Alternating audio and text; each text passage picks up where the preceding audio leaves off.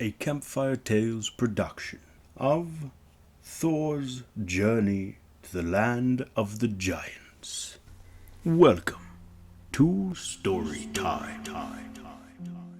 Thialfi and his sister Roskva lived with their father Egil and their mother on a farm at the edge of wild country. Beyond their farm were monsters and giants and wolves, and many times Thialfi walked into trouble and had to outrun it. He could run faster than anyone or anything. Living at the edge of the wild country meant that Thialfi and Roskva were used to miracles and strange things happening in their world. Nothing as strange, however, as the day that two visitors from Asgard, Loki and Thor, arrived at their farm in a chariot pulled by two huge goats, whom Thor called Snarler and Grinder. The gods expected lodging for the night and food. The gods were huge and powerful. "We have no food for the likes of you," said Roskva apologetically. "We have vegetables, but it's been a hard winter, and we don't even have any chickens left." Thor grunted, then he took his knife and killed both his goats. He skinned their corpses, put the goats in the huge stew pot that hung above the fire, while Roskva and her mother cut up their winter stores of vegetables and dropped them into the stew pot. Loki took Thialfi aside. The boy was intimidated by Loki, his green eyes, his scarred lips, his smile. Loki said, "You know, the marrow of the bones of those goats is the finest thing a young man can eat. Such a shame that Thor always keeps it all for himself. If you want to grow up to be as strong as Thor, you should eat the goat bone marrow." When the food was ready, Thor took a whole goat as his portion, leaving the meat of the other goat for the other 5 people. He put the goat skins down on the ground, and as he ate, he threw the bones into his goat skin. "Put your bones on the other goat skin," he told them, "and don't break or chew any of the bones. Just eat the meat." If you think you can eat fast, you should have seen Loki devour his food. One moment it was in front of him, and the next it was gone, and he was wiping his lips with the back of his hand. The rest of them ate more slowly, but Thialfi could not forget what Loki had said to him, and when Thor left the table for a call of nature, Thialfi took his knife and split one of the goat's leg bones and ate some of the marrow from it. He put the broken bone down on the goat skin and covered it with undamaged bones so nobody would know. They all slept in the great hall that night. In the morning, Thor covered the bones with the goat skins. He took his hammer Mjolnir and held it up high. He said, "Snarler, be whole." A flash of lightning. Snarler stretched itself, bleated, and began to graze. Thor said, "Grinder, be whole." And Grinder did the same. And then it staggered and limped awkwardly over to Snarler, and it let out a high-pitched bleat as if it were in pain. "Grinder's hind leg is broken," said Thor. "Bring me wooden cloth." He made a splint for the goat's leg, and he bandaged it up. And when that was done, he looked at the family, and Thialfi didn't think he had ever seen anything quite as scary as Thor's burning red eyes. Thor's fist was wrapped around the shaft of his hammer.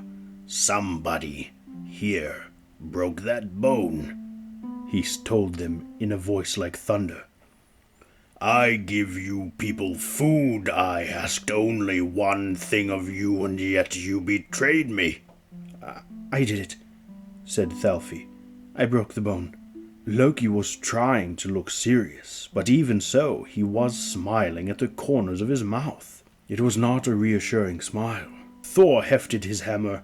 "I ought to destroy this entire farm," he muttered, and Egil looked scared, and Egil's wife began to weep. Then Thor said, "Tell me why I should not turn this whole place to rubble." Egil said nothing. Thialfi stood up. He said, "It has nothing to do with my father. He didn't know what I had done. Punish me, not him." Look at me.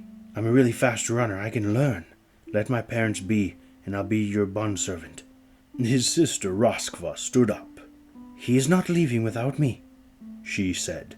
"Take him, you take both of us." Thor pondered this for a moment, then, "Very well. For now, Roskva, you will stay here and tend to Snarl and Grinder, while Grinder's leg heals. When I return, I will collect all three of you." He turned to Thjalfi. "And you can come with me and Loki. We are going to Utgard." The world beyond the farm was wilderness, and Thor and Loki and Thjalfi traveled east toward Jotunheim, home of the giants and the sea. It became colder the farther east they went. Freezing winds blew, draining them of any warmth. Shortly before sunset, when there was still enough light to see, they looked for a place to shelter for the night. Thor and Thjalfi found nothing. Loki was away the longest. He came back with a puzzled look on his face. "There's an odd sort of house over that way," he said. "How odd?" asked Thor. "It's just one huge room, no windows, and the doorway is enormous, but it has no door. It's like a huge cave." The cold wind numbed their fingers and stung their cheeks. Thor said, "We shall check it out." The main hall went back a long way. "There could be beasts or monsters back there," said Thor. "Let's set up by the entrance." They did just that. It was as Loki had described. A huge building, one huge hall, with a long room off to one side. They made a fire by the entrance and slept there for an hour or so, until they were awoken by a noise. "What's that?" said Thjalfi. "An earthquake?" said Thor. The ground was trembling. Something roared. It might have been a volcano, or an avalanche of great rocks, or 100 furious bears. "I don't think so," said Loki. "Let's move into the side room just to be safe." Loki and Thjalfi slept in the side room, and the tumbling, roaring noise continued until daybreak.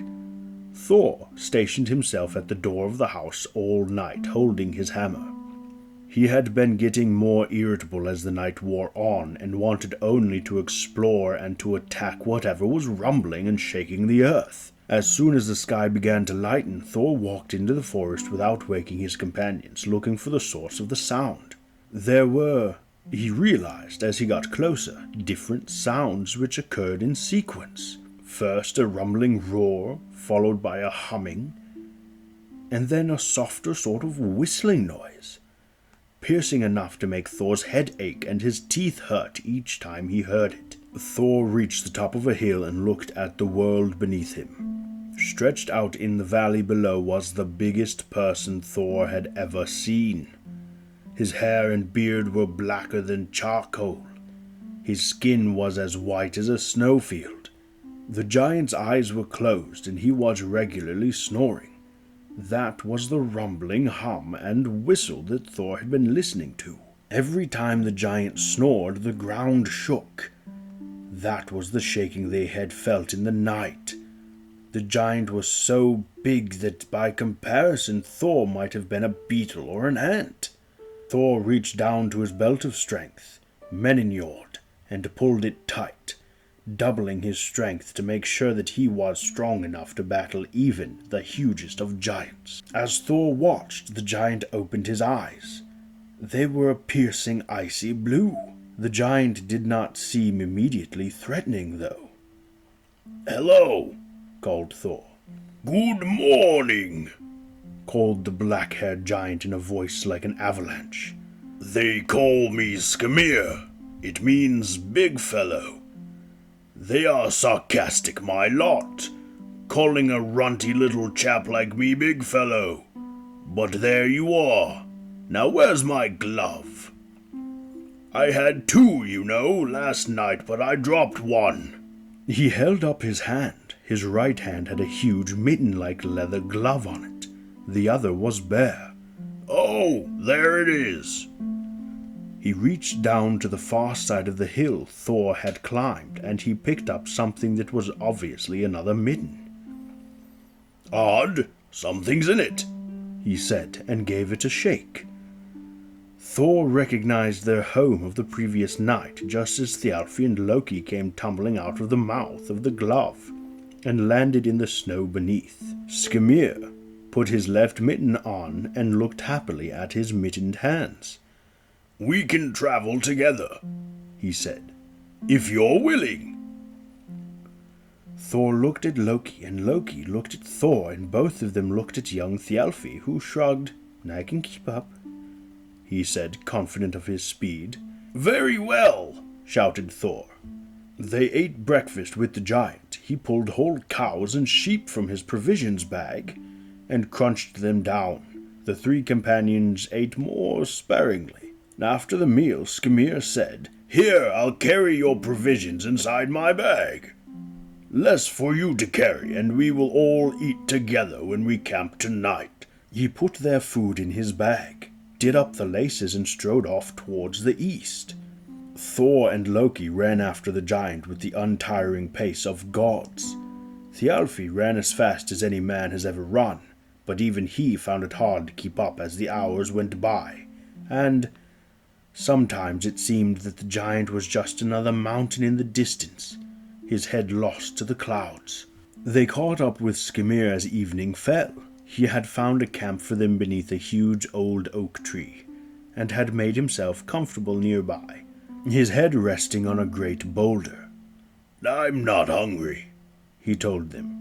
"Don't you worry about me. I'm going to get an early night. Your provisions are in my bag up against the tree. Good night." He began to snore as the familiar rumble, hum, and whistle shook the trees. Thialfi climbed the giant's provision bag. He called down to Thor and Loki, "I cannot undo the laces. They are too tight for me. They might as well be made out of iron." "I can bend iron," said Thor, and he leapt to the top of the provisions bag and began to tug on the laces. "Well?" asked Loki. Thor grunted and hauled and grunted, then he shrugged. "I don't think we'll be having dinner tonight," he said. "Not unless this damnable giant undoes the laces on his bag for us." He looked at the giant. He looked at Mjolnir, his hammer. Then he clambered down the bag, and he made his way onto the top of Skimir's sleeping head. He raised the hammer and slammed it down on Skimir's forehead. Skimir opened one eye sleepily. "I think a leaf fell on my head and woke me up," he said. "Have you all finished eating? Are you ready for bed? Don't blame you if you are. Long day." And he rolled over, closed his eyes, and began to snore once again. Loki and Thialfi managed to fall asleep despite the noise, but Thor could not sleep. He was angry, he was hungry, and he did not trust this giant. Out in the eastern wilderness at midnight he was still hungry, and he had had enough of the snoring. He clambered up onto the giant's head once more. He positioned himself between the giant's eyebrows. Thor spat into his hands. He adjusted his belt of strength. He raised Mjolnir over his head, and with all his might he swung. He was certain that the hammer had sunk into Skimir's forehead. It was too dark to see the color of the giant's eyes, but they opened. "Whoa!" the big fellow said. "Thor, are you there? I think an acorn fell off of the tree onto my head. What time is it?" "It's midnight," said Thor. "Well then, see you in the morning." Giant snores shook the ground and made the tops of the trees tremble. It was dawn, but not yet day, when Thor, hungrier, angrier, and still sleepless, resolved to strike one final blow that would silence the snoring forever. This time he aimed for the giant's temple, and he hit Skimir with all his strength. Never was there such a blow. Thor heard it echo from the mountain tops. "You know," said Skimir, "I think a bit of a bird's nest just dropped on my head. Twigs, I don't know." He yawned and stretched, then he got to his feet. "Well, I'm done sleeping. Time to be on our way. Are you three headed to Utgard? They will look after you well there. I guarantee you a mighty feast, horns of ale, and afterwards wrestling and racing and contests of strength. They like their fun in Utgard.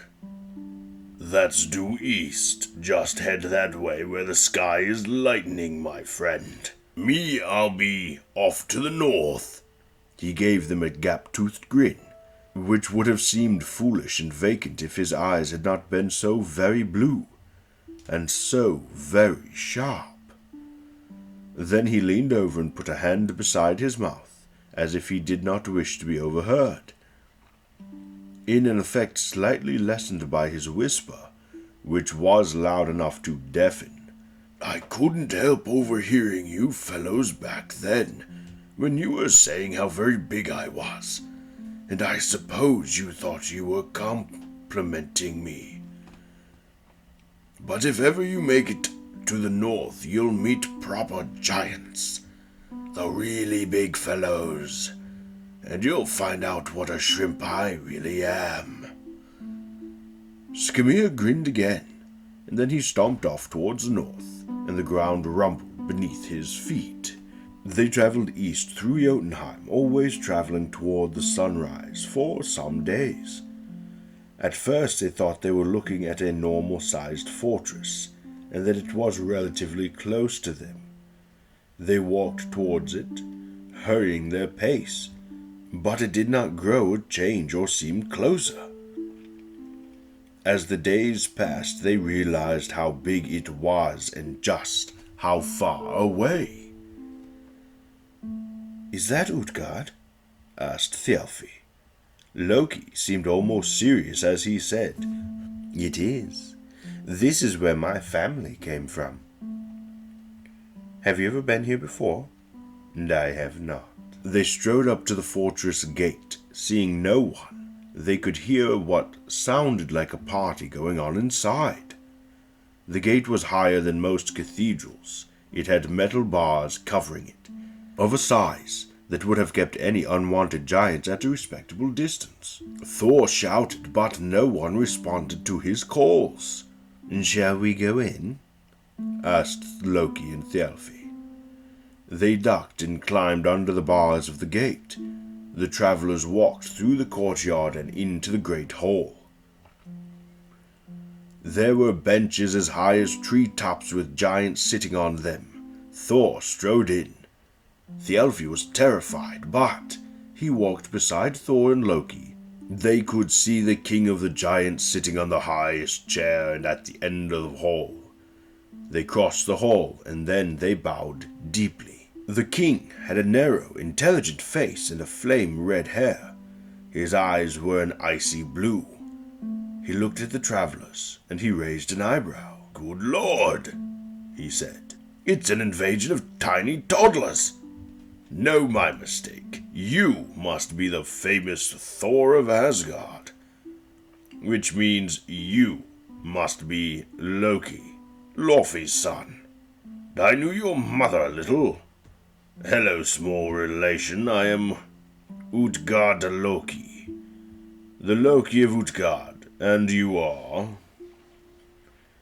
"Thjalfi," said Thjalfi. "I am Thor's bondservant." "Welcome all of you to Utgard," said Utgard Loki. "The finest place in the world for those who are remarkable, and anyone here who is, in craft or cunning, beyond everyone else in the world is welcome. Can any of you do anything special? What about you, little relative? What can you do that's unique?" "I can eat faster than anyone," said Loki without boasting. "How interesting. I have my servant here. His name is, amusingly enough, Loki. Would you like an eating competition with him?" Loki shrugged. as if it were all the same to him. Utgard Loki clapped his hands, and a long wooden trough was brought in, with all manner of roasted animals in it, geese and oxen and sheep, goats and rabbits and deer. When he clapped his hands again, Loki began to eat, starting at the far end of the table and working his way inward. He ate hard, and he ate single-mindedly. He ate as if he had only one goal in life: to eat all he could as fast as he could. His hands and mouth were a blur. Loki and Loki met at the middle of the table. Utgard Loki looked down from his throne. "Well," he said, "you both ate at the same speed. Not bad. But Loki ate the bones of the animals, and it appears he also ate the wooden trough it was served in. Loki ate all the flesh, it's true, but he barely touched the bones, and he didn't even make a start on the trough. So this round goes to Loki." Utgard Loki looked at Thialfi. "You," he said. "Boy, what can you do?" Thialfi shrugged. He was the fastest person he knew. He could outrun startled rabbits, outrun a bird in flight. He said, "I can run." "Then," said Utgard Loki, "you shall run." They walked outside, and there on a level piece of ground was a track perfect for running. A number of giants stood and waited by the track, rubbing their hands together and blowing on them for warmth. "You're just a boy, Thialfi," said Utgard Loki, "so I will not have you run against a grown man. Where's our little Huggy?" A giant child stepped forward, so thin he might not have been there, not much bigger than Loki or Thor. The child looked at Utgard Loki and said nothing, but he smiled. Thialfi was not certain that the boy had been there before he had been called, but he was there now. Huggy and Thialfi stood side by side at the starting line, and they waited. "Go!" called Utgard Loki in a voice like thunder, and the boys began to run. Thialfi ran as he had never run before, but he watched Huggy pull ahead and reach the finish line when he was barely halfway there. Utgard Loki called, "Victory goes to Huggy." Then he crouched down beside Thialfi. "You will need to run faster if you have a hope of beating Huggy," said the giant. "Still, I've not seen any human run like that before. Run faster, Thialfi." Thialfi stood beside Huggy at the starting line once more. Thialfi was panting, and his heart was pounding in his ears. He knew how fast he had run, and yet Huggy had run faster, and Huggy seemed completely at ease. He was not even breathing hard. The giant child looked at Thialfi and smiled again. There was something about Huggy that reminded Thialfi of Utgard Loki, and he wondered if the giant child was Utgard Loki's son. "Go!" They ran. Thialfi ran as he had never run before, moving so fast that the world seemed to contain only himself and Huggy. And Huggy was still ahead of him the whole way. Huggy reached the finish line when Thialfi was still 5, perhaps 10 seconds away. Thialfi knew that he had been close to winning that time, knew that all he had to do was give it all he had. "Let us run again," he panted. "Very well," said Utgard Loki. "You can run again. You are fast, young man, but I do not believe you can win. Still, we will let the final race decide the outcome." Huggy stepped over the starting line. Thialfi stood next to him. He could not even hear Huggy breathing. "Good luck," said Thialfi. "This time," said Huggy in a voice that seemed to sound in Thialfi's head, "you will see me run." "Go!" called Utgard Loki. Thialfi ran as no man alive has ever run. He ran as a Peregrine Falcon dives, he ran as a storm wind blows, he ran like Thialfi, and nobody has ever run like Thialfi. Not before, and not since. But Huggy ran on ahead easily, moving faster than ever. Before Thialfi was even halfway, Huggy had reached the end of the track and was on the way back. "Enough!" called Utgard and Loki. They went back into the great hall. The mood among the giants was more relaxed now, more jovial. "Ah," said Utgard and Loki. "Well, the failure of these two is perhaps understandable, but now we shall see something to impress us.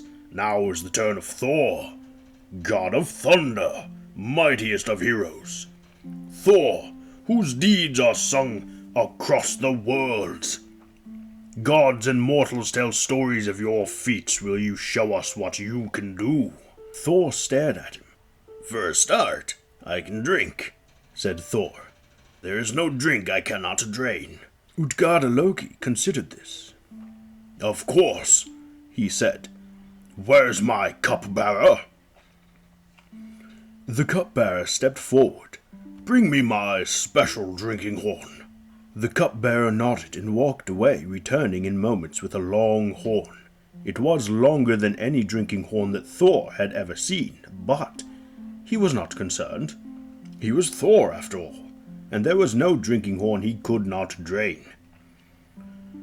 Runes and patterns were engraved on the side of the horn, and there was silver about the mouthpiece. "It is the drinking horn of this castle," said Utgard and Loki. "We have all emptied it here in our time. The strongest and mightiest of us drain it all in one go. Some of us, I admit it, take 2 attempts to drain it. I am proud to tell you that there is nobody here so weak, so disappointing that it has taken them 3 draughts to finish it." It was a long horn, but Thor was Thor. He raised the brimming horn to his lips and began to drink. The mead of the giants was cold and salty, but he drank it down, draining the horn, drinking until his breath gave out, and he could drink no longer. He expected to see the horn emptied, but it was as full as when he had begun to drink, or nearly as full. "I had been led to believe that you were a better drinker than that," said Utgard Loki dryly. "Still, I know you can finish it at a second draught, as we all do." Thor took a deep breath, and he put his lips to the horn, and he drank deeply and drank well. He knew that he had to have emptied the horn this time. And yet, when he lowered the horn from his lips, it had gone down by only the length of his thumb. The giants looked at Thor, and they began to jeer, but he glared at them, and they were silent. "Ah," said Utgard Loki, "so the tales of the mighty Thor are only tales? Well, even so, we will allow you to drink the horn dry on your 3rd attempt. There cannot be much left in there after all." Thor raised the horn to his lips, and he drank like a god drank so long, so deeply that Loki and Thelfi simply stared at him in astonishment. But when he lowered the horn, the mead had gone down by only another knuckle's worth. "I am done with this," said Thor, "and I am not convinced that it is only a little mead." Utgard Loki had his cupbearer take away the horn. "It is time for a test of strength. Can you lift up a cat?" he asked Thor. "What kind of question is that? Of course I can pick up a cat." "Well," said Utgard Loki, "we have all seen that you are not as strong as we thought you were. Youngsters here in Utgard practice their strength by picking up my house cat. Now, I should warn you, you are smaller than any of us here, and my cat is a giant's cat, so I will understand if you cannot pick her up." "I will pick up your cat," said Thor. "She is probably sleeping by the fire," said Utgard Loki. "Let us go get her." The cat was sleeping, but she roused when they entered and sprang into the middle of the room. She was grey, and she was as big as a man. But Thor was mightier than any man, and he reached around the cat's belly and lifted her with both hands, intending to raise her high above his head. The cat seemed unimpressed. She arched her back, raising herself, forcing Thor to stretch up as far as he could. Thor was not going to be defeated in a simple game of lifting a cat. He pushed and he shoved, and eventually one of the cat's feet was lifted above the ground. From far away, Thor and Thjalfi and Loki heard a noise, as if of huge rocks grinding together, the rumbling noise of mountains in pain. "Enough," said Utgard to Loki. "It's not your fault that you cannot pick up my house cat, Thor. It is a large cat, and you are a scrawny little fellow at best, compared to any of our giants." He grinned. "Scrawny little fellow," said Thor. "Why, I'll wrestle any of you."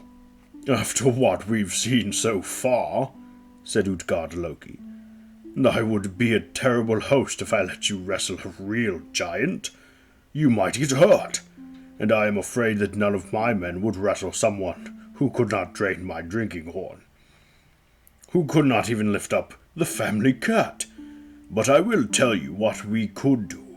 If you wish to wrestle, I will let you wrestle my old foster mother." "Your foster mother?"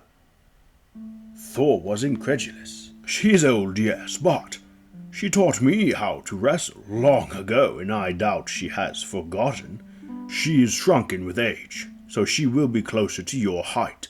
She is used to playing with children." And then, seeing the expression on Thor's face, he said, "Her name is Ellie, and I have seen her defeat men who seemed stronger than you when she wrestled them. Do not be overconfident, Thor." "I would prefer to wrestle your men," said Thor. "But I will wrestle your old nurse." They sent for the old woman, and she came, so frail, so grey, so wizened and wrinkled that it seemed like a breeze would blow her away. She was a giant, yes, but only a little taller than Thor. Her hair was wispy and thin on her ancient head. Thor wondered how old this woman was. She seemed older than anyone he had ever encountered. He did not want to hurt her. They stood together, facing each other. The first to get the other one down onto the ground would win. Thor pushed the old woman and he pulled her. He tried to move her, to trip her, to force her down, but she might as well have been made of rock for all the good it did. She looked at him the whole time with her colorless old eyes and said nothing. And then the old woman reached out and gently touched Thor on the leg. He felt his leg become less firm where she had touched him, and he pushed back against her, but she threw her arms around him and bore him toward the ground. He pushed as hard as he could, but to no avail, and soon enough he found himself forced onto one knee. "Stop," said Utgard Loki. "We have seen enough. Great Thor, you cannot even defeat my old foster mother. I do not think any of my men will wrestle you now." Thor looked at Loki, and they both looked at Thjalfi. They sat beside the great fire, and the giant showed them hospitality.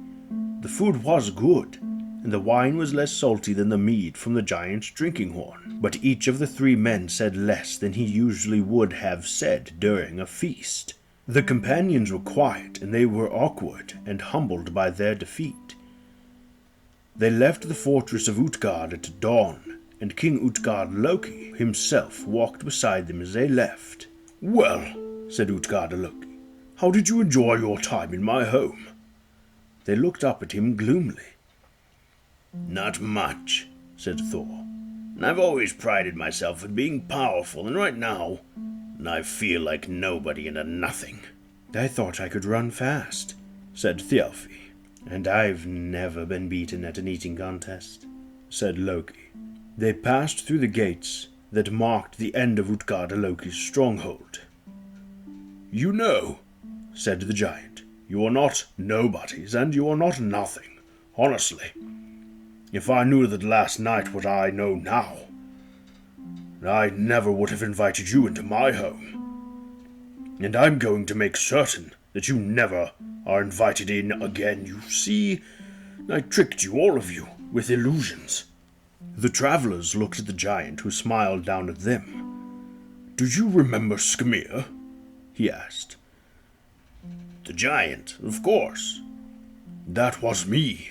I used illusion to make myself so large, and to change my appearance. The laces of my provisions bag were tied with unbreakable iron wire, and could be undone only by magic. When you hit me with your hammer, Thor, while I pretended to sleep, I knew that even the lightest of your blows would have meant my death, so I used my magic to take a mountain, and put it invisibly between the hammer and my head. Look over there." Far away was a mountain in the shape of a saddle, with valleys plunging into it. 3 square-shaped valleys, the last one going deepest of all. "That was the mountain I used," said Utgard Loki. "Those valleys are your blows." Thor said nothing, but his lips grew thin, and his nostrils flared, and his red beard prickled. Loki said, "Tell me about last night in the castle. Was that illusion too?" "Of course it was. Have you ever seen wildfire come down a valley, burning everything in its path?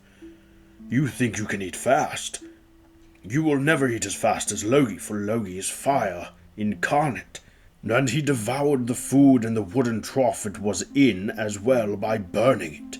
I have never seen anyone eat as quickly as you." Loki's green eyes flashed with anger and with admiration, for he loved a good trick as much as he hated being fooled. Utgard Loki turned to Thialfi. "How fast can you think, boy?" he asked. "Can you think faster than you can run?" "Of course," said Thialfi. "I can think faster than anything." "Which is why I had you run against Huggy, who is Thought. It does not matter how fast you ran, and none of us have ever seen anyone run like you, Thialfi. Even you cannot run faster than Thought." Thialfi said nothing. He wanted to say something, to protest or to ask more questions. Then Thor said in a low rumbling like thunder echoing on a distant mountaintop, "And me, what did I actually do last night?" Utgard Loki was no longer smiling. "A miracle," he said. "You did the impossible. You could not perceive it, but the end of the drinking horn was in the deepest part of the sea. You drank enough to take the ocean level down, to make tides. Because of you, Thor, the sea water will rise and ebb forevermore. And I was relieved that you did not take a 4th drink. You might have drunk the ocean dry. The cat whom you tried to lift was no cat. That was Jormungr, the Midgard serpent, the snake who goes round the center of the world. It is impossible to lift the Midgard serpent, and yet you did, and you even loosened a coil of it when you lifted its paw from the ground. Do you remember the noise you heard? That was the sound of the earth moving." "And the old woman?" asked Thor. "Your old nurse. What was she?" His voice was very mild, but he had hold of the shaft of his hammer, and he was holding it comfortably. "That was Ellie. Old age. No one can beat old age, because in the end she takes each of us, makes us weaker and weaker until she closes our eyes for good. All of us except you, Thor. You wrestled old age, and we marveled that you stayed standing. That even when she took power over you, you fell down only onto one knee. We have never seen anything like last night, Thor. Never. And now that we have seen your power, we know how foolish we were to let you reach Utgard. I plan to defend my fortress in the future, and the way that I plan to defend it best is to ensure that none of you ever find Utgard or see it again. and to be quite certain that whatever happens in the days to come, none of you will ever return." Thor raised his hammer high above his head, but before he could strike, Utgard Loki was gone. "Look," said Thialfi. "The fortress was gone. There was no trace of Utgard Loki's stronghold or the grounds it was in." Now the three travelers were standing in a desolate plain with no signs of any kind of life whatsoever. "Let's go home," said Loki. And then he said, "That was well done. Brilliantly deployed illusions. I think we've all learned something today." "I will tell my sister that I raced thought," said Thialfi. "And I will tell Raskva I ran well." But Thor said nothing. He was thinking about the night before, and wrestling old age, of drinking the sea. He was thinking about the Midgard serpent. If you enjoyed the story, please like, comment, and subscribe. And don't forget to follow me on Twitter so that you never miss a story. Until next time, my friends, fare thee well.